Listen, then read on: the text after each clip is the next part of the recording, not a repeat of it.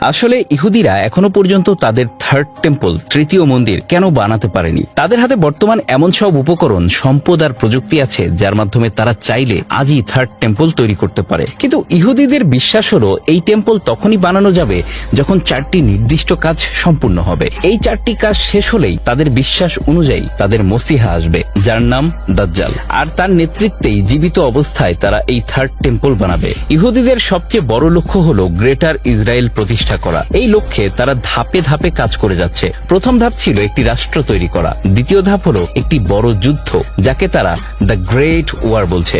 এই যুদ্ধের পর তারা বিশ্বাস করে গ্রেটার ইসরায়েল বাস্তবতায় রূপ নেবে। তৃতীয় ধাপে তারা মসজিদ আকসাকে ধ্বংস করতে চায়। এই লক্ষ্যে তারা ইতিমধ্যে গোপনে পরিকল্পনা শুরু করেছে। এরপর তাদের পরবর্তী টার্গেট হলো হযরত দাউদ আলাইহিসসালামের সিংহাসন দখল করা। এই সব কাজ সম্পূর্ণ হলেই তাদের বিশ্বাস অনুযায়ী দাজ্জাল আসবে। তার উপস্থিতিতেই তারা থার্ড টেম্পল নির্মাণ করবে।